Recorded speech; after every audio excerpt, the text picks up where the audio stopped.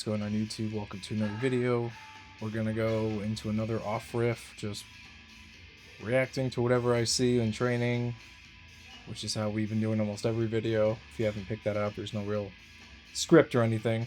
So working up here on squats, SSB. You can see we're definitely doing the high bar version today though. Taking my time, trying to find my groove. And I already tell by how I'm moving, these squats did not move that great. So we shall see here. Working up, yeah, usually when I jump and use the core to the 25 instead of the 45, I'm usually doing my high bar stuff. So I forget sometimes, even these videos will just kind of blend in with each other. But that's the whole thing. We're doing the same stuff over and over again. Slight variations, getting stronger and kind of going from there. So I think in this video I was trying to focus on keeping super upright in my back, which occasionally I'll do. I'll try different positions to try to keep my upper back nice and rigid, but ends up looking the same way in general. So I just find, a cue that makes my squat consistent. And lately it's a slight drive forward of those handles to keep my upper back nice and straight and sink into the hole there squat wise. So you just have to find where you have your balance, what works for you, and kind of go from there, and that will keep your squat nice and strong. And also, just controlling the descent too, though. If you dive bomb your squat, though, it's easy to lose tightness and then miss groove, and when you have several hundred pounds on your back, it can deviate your range of motion, your positioning, and can cause some issues here. So, but yeah, on these, definitely with the positioning of the Kabuki transformer bar, it is a little bit easier for me to leverage into position, but sometimes there will be some rounding forward like right there, so that wasn't pretty. But as long as you're not getting injured, whatever there. And so you can see here in this video, I did drop down in weight. That didn't feel so good, so I'm like, you know what? I want to get some more reps in, so we're going to cut the weight. So I'll usually take some percentage off, or sometimes I'll just wing it, just something lesser so that I can get my reps. Internally, I make these decisions based off of how I'm feeling, which you have to be super careful of when you're training. If you look at videos and everything's moving the same, but in the moment, it feels not so great. Honestly, listen to that feeling and then watch that video or videos back. Kind of take note of maybe like what was happening. And usually I can always tell in my warm-ups based off of how I know I move when I normally see them, whether a squat day is going to be good or bad. And these squats are definitely not as snappy as they usually are. There's a fluidity when I come out of the hole, and here there's a little bit of a struggle at the point. So probably like a fatigue issue or something like that. And honestly, you're going to get more, accurate commentary if you commentate on the vid the moment after you do them. But honestly, I like kind of looking back because you can kind of see those little factors that explain your training and can make sense there. And it's really cool when you can make those connections where yep, I remember that workout, I remember that rep, I know why that was as difficult as it was. And then you can even see it bleed over into these deadlifts here. So not moving the way that they normally are, a little bit of a issue at lockout there. And that's my thing. Lockout being my sticking point on deadlift. I always know the workout's a little bit rough if I'm noticing they're slower than usual. So in this workout, in the app, sometimes I'll put notes down if it's like really, really bad. If it's just a day of fatigue or I'm tired and not feeling well, I'll just chalk it up to that. We're here in the Midwest. The weather's always changing. Allergies are pretty bad for some people, or just getting seasonal colds just constantly, and your body just doesn't feel like the way it should. You're constantly getting sick, recovering, or in the process of getting sick. So it's very hard to kind of figure all that out here. But anyway, we continue with the workout again, just doing the bare bones basics, getting those accessory movements in after the heavy stuff is done. And if the endurance is an issue, which it rarely isn't, if it's any issue with me, it will be fatigue in the strength department. A weight will just not move the way it's moving. And then that's when I'll make those, I'll make that fix. I'll reduce weight, reps, or whatever. Try to stay in some sort of percentage. use my calculator app or whatever. There's a bunch out there. Go from there. But when it comes to the accessory stuff, usually because it's not as central nervous intensive as the heavy compounds, I really never have an issue with the hypertrophy stuff after the fact. And I think that's super interesting. It goes to show you how effective machines are at isolating and putting you through a certain range of motion where you just kind of leverage yourself in a way. It's not as reliant on the free weights, you being in tip top um, form in order to hit the weights. A 455-pound squat is going to look different if you're fatigued, but a 600-pound leg press is probably going to look very similar whether you're sick or not, though it just may feel internally different. But it's interesting to see the movement. But I think that's why, kind of marrying those issues together of heavy compounds and then doing the accessory stuff is just a nice way to cover all your bases. And it's give and take from either. Maybe the strength training stuff, you want to focus on that so you hit those sets, but now you're fatigued, not feeling too great on accessories, so you just back down the accessories, maybe make up for more reps or just reduce intensity for a little bit. That's the cool thing about training, though, is you're essentially like a doctor. You're diagnosing how you're feeling, how you're moving, and making decisions off that. If you constantly are pushing yourself through uncomfortable situations or when you're not feeling great, that's when you can get injured. And you get injured a few times and you learn real quickly to cut back and do kind of stuff right now. So I'm kind of talking in the future right now, though, so this is about a month and a half back. But I'm dealing with some abductor issues, so I'm not barbell squatting or using a free weight squat. I'm using a belt squat. I can still deadlift, but I kind of tapered back. I'm trying to figure out what's going on, fix all that here.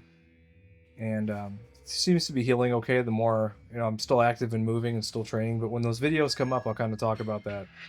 Every now and then I'll push into a territory I haven't been in before, and then my body will respond back. And then I have to mitigate that. So it happened recently on the bench press where we, got into positions, or we were trying to do some flexible stuff that didn't turn out so well, and then we paid the price for it. So,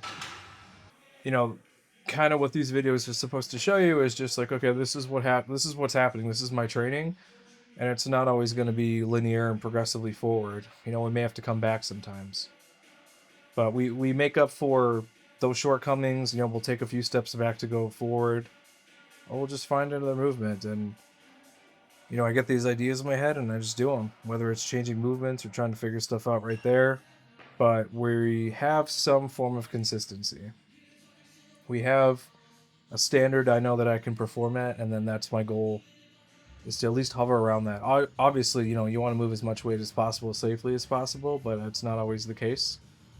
It's give and take. You do well one day in training and then you're fatigued the next day. You have to find a good balance of all that together. So just do the things that you want to do, that interest you, that keep you going. If you're not into the movements that you're currently doing, it may be a deterrent for you for going into the gym or whatever hobby.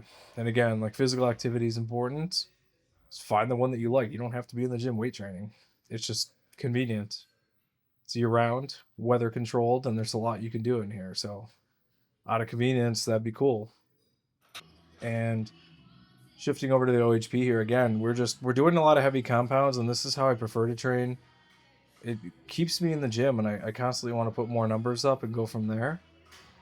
So I'm gonna fight through all whatever adversity I find, and I'm gonna try and learn as much as I can to recover. You learn these little tips and tricks that you can give it to other people, and they can benefit from it too, but you really don't know until you start testing yourself in that area. So just play it safe. Take your notes, record, do stuff too. So pec deck has been another exercise I've been doing. I think I mentioned in another video, this is the first time I've ever used a pec deck in my life. Not on this video, but at this gym. And with chest stuff, I'm a dumbbell and barbell guy, or when it comes to flies, but we've got a lot of machines here that I can make up for those movements, so I'm not constantly taxing myself with a free weight movement. And the cable fly too has always been a staple. Some sort of compression, and then an updated change to make sure that we're getting variety. And then the variety is not only just for muscle stimulus. It's to keep you mentally stimulated too, though. To do some different movements that you can vary your training so you're not doing the same stuff over and over again. And to me, that's important. I like to dig in and do as much weight as I can on movement, or at least be in the process of adding weight. So it the side effect is nice though, the muscle and everything. But anyway, back here on squats. See, this is what I'm talking about. We're getting 2 squat workouts in one video. And you can kind of compare, like, these are moving a lot better than the previous video. I mean, if you want to rewind and take a look back though, so I can tell that, we're probably moving pretty well in this workout. Just more snappy, more fluid out of the hole. And again, it is that squat workout that honestly I'm a little bit more comfortable doing these with the high bar version. That's just how I've usually squatted in the past, is high bar. And it's it just allows me to leverage myself in. When I have to start pushing myself forward, that's when I'm really fighting to stay upright. Because naturally, I'm a little bit more bent over when I'm squatting, and you just have to adapt and go with the flow and kind of figure all that out there. So, at least for me, having the squat variations is nice to be able to focus on one thing, go lighter on one day, heavier on the other. Because if you have a really crappy workout, like that previous workout, you're just not able to go and you have to back off on weight, you just know that you've got another squat workout you can make up with. So it really just depends on, um, timing and structure wise and your programming, kind of going from there. So that's cool with me though. Variety, training well in both contexts is always going to be fun. Sometimes you just need that day to go a little bit slower, less intense in order to make progress. You need a little bit of a break, which we all should consider. Training is fun when you feel great, but there's a give and take though. Every time that you train, you are essentially tearing your body down slightly to recover and come back stronger. So you have to figure out what frequency you can do that. You have to figure out exactly, the limit of your recovery, and then also how you want to do your programming. I've hit those random workouts where it feels great and everything should be moving, but we're not anywhere near peaking or whatever. So your body will sometimes just feel great at random times depending on other factors. So you gotta figure it out. You gotta learn to understand your body, see the signs, and kind of go from there. And ultimately, you're responsible for your own success and failures and stuff too, though. But a lot of this training stuff is just to kind of calibrate yourself and realize what you can and can't do, and either push it or move forward, kind of going there. So at least for me on squats, I know that we're slowly making progress and going, and we're going to keep going. Deadlifting again, it's just, these are the fundamental movements I look forward to, and I like being able to get into a good set of deadlifts where things are just moving and it's fluid and smooth like butter. Just makes you feel great. So not every day does 495 move like this. So one of the days that we can, I'll take it, especially after squats. So, just do what you can do. Go from there. Record these workouts so you have progress in what you're doing before. And then just keep progressing forward. Now, I don't know. We're going to have to focus on more. My leverage is changing every time I gain weight or recomp or whatever. Especially in the colder months with pants. I prefer deadlifting, in shorts or whatever, like bar right against the skin. It's just less material to get stuck on and kill you momentum. So you just have to kind of go from there. But we're trying to maintain as much technique as we can. Just kind of go from there. And once again, leg curl, some sort of hamstring movement to get additional work in there. And again, this stuff is, if I started my workout with this, honestly, I'd probably be not motivated to finish my workout. I like doing the heavy stuff and all this stuff after. That's just always how I've trained. It's always made sense to me. I didn't know I kept tapping my bag and my jacket right there. But, well, there we go. I missed that one. A little bit of funny little stuff sometimes when you're trying to not take up as much space in the gym so other people can train and stuff too, though. But super fun. Sometimes we do the leg press after, and again, I think I'm just going to end up dropping it out. I can't find a leg press where I can get my legs as far back as I want. Just too much stomach and stuff in the way. It's um, a little annoying. But I tried it. I'll occasionally try it and go back to it when I'm trying to get some more stimulus or whatever. But we shall see with the in the current state of some of the hamstring and abductor issues I'm having. Just I think just overuse and pushing limits and then not recovering correctly. That's on me though. I got to figure that out. And years ago when I did have the hamstring injury, my left side is just nowhere near as flexible as the right side. So I think just trying to opening up all the mobility channels and stuff like that's going to create some issues. But anyway, that's the workout. Like, comment, subscribe. I'll see you in the next one.